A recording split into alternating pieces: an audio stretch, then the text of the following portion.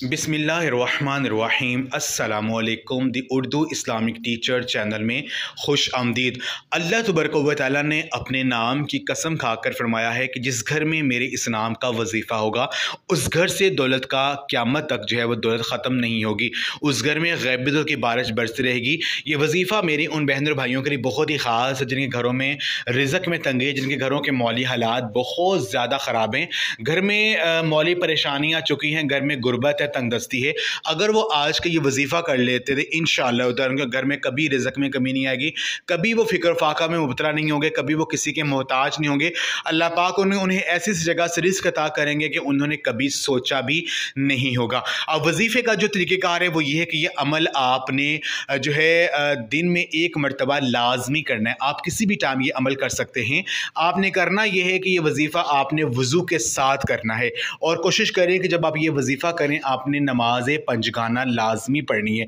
मेरे बहन भाइयों, नमाज पंजगाना पढ़ने की बहुत ज़्यादा फजीलत है क्योंकि नमाज हम पर फ़र्ज़ है और अगर कोई बंदा नमाज को अपनी ज़िंदगी में शामिल कर लेता है उसे फिर किसी परेशानी का सामना नहीं करना पड़ता। अल्लाह पाक उसकी ज़िंदगी से मुश्किलात को निकाल देते हैं और उसे वहाँ से मदद फराहम करते हैं जहाँ से उसके वहम गुमान में भी नहीं होता है। अब अमल का तरीक़ेकार ये है कि ये वजीफ़ा आप दिन में किसी भी वक्त कर सकते हैं। आपने करना ये है कि आपने पहले 3 तस्बीहां 300 मरतबा आपने दरूद पाक पढ़ना है। 3 तस्बीहां आपने दरूद पाक की पढ़नी है।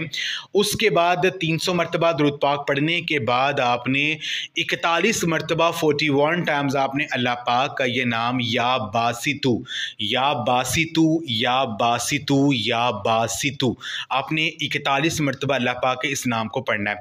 फिर आपने सूरह इखलास 11 बार पढ़नी है और फिर आपने सूरह कौसर भी 11 बार पढ़नी है। दोनों सूरतों को 11 बार आपने पढ़ना है। फिर आपने 100 मरतबा अस्तगफिरुल्लाह आपने इसको पढ़ना है, 100 मरतबा अस्तगफिरुल्लाह।